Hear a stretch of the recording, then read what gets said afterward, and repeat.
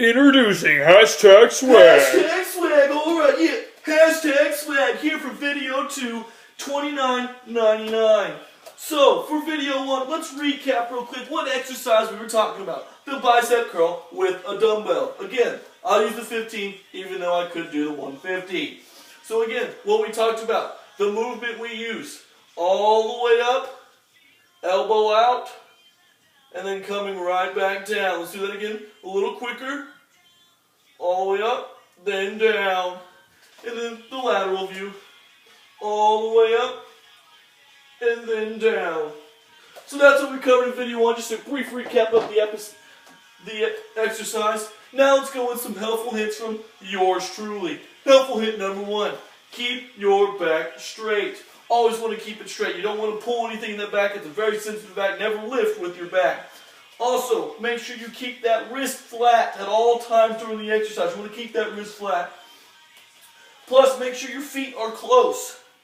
You don't want them shoulder width apart. You want them a little closer in.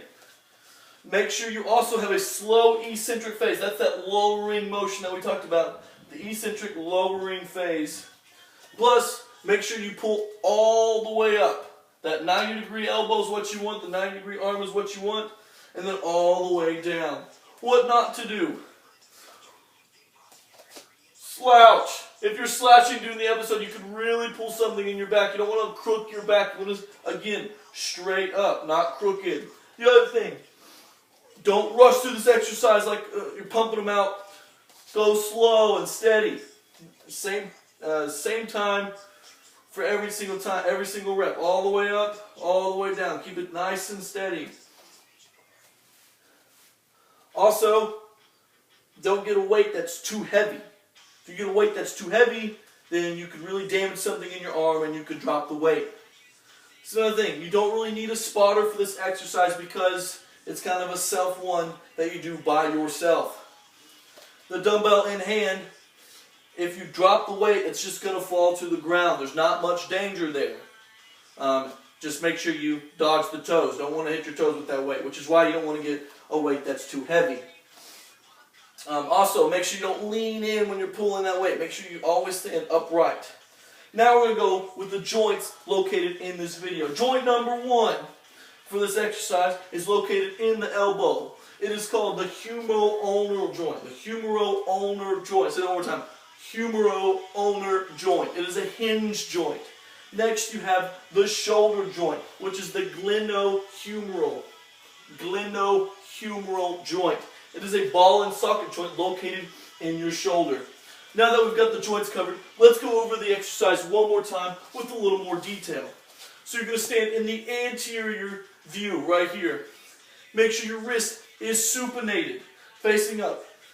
Flex the fingers around the weight. Anterior view. You're going to flex the elbow, then flex the shoulder. Then you're going to come right back down to the start position. Let's try that. And the lateral view. Again, supinating the wrist the entire time. You're going to flex the elbow, then flex the shoulder. Then return to the start position. One more time. We're going to flex the elbow, then flex the shoulder. And then you go right back down. That's how you do it. Make sure you always have that, and you can say those fancy words, maybe get a couple extra numbers, and impress the ladies. Now, we talked about the muscles included in this workout. We're going to go over them again in more detail. The first one, the biceps brachii. The biceps brachii has 2 origins for its long head and his short head. The long head is the supraglenoid tubercle of the scapula. The short head is the coracoid process of the scapula.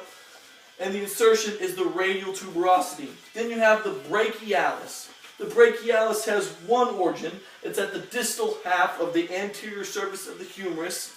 And its insertion is the coracoid process and the tuberosity of the ulna.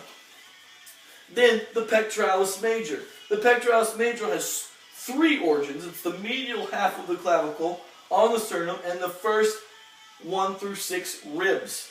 Then its insertion is the crest of the greater tubercle on the humerus. Then the anterior deltoid. which is the origin is the lateral 1/3 of the clavicle, and the insertion is the deltoid tuberosity of the humerus. And last but not least is the brachioradialis. The brachioradialis origin is the upper 2/3 of the lateral supracondyle ridge of the humerus. Say that 2 times fast. Its insertion is the styloid process of the radius. Those are the muscles, the main antagonist and agonist muscles we use in this exercise. This exercise also requires assistance because it's that epic, because it's the only exercise you need. The assisting muscles in this exercise is the coracobrachialis, the subscapularis, and the pronator teres. All 3 of those muscles assist the muscles I just named with their origin insertions in this bicep curl. It also has stabilizers. I know, can this exercise get any more epic? The stabilizers are the trapezius, the middle and anterior deltoid, and the wrist flexors. I'm not done. It also has anti-agonists, which are the muscles that do the opposite movement. Those muscles are the triceps, the anconeus, the posterior deltoid, the latissimus dorsi, and the teres major. All those muscles are anti-agonists to this exercise that I showed you. So, if you call now for $39.99 a month, I will give you all this information in a video. Plus, if you call the next 5 minutes, I'll include this really cool ball. Because it's awesome. So call right now, $49.99 a month, and get yourself an edition of #swag.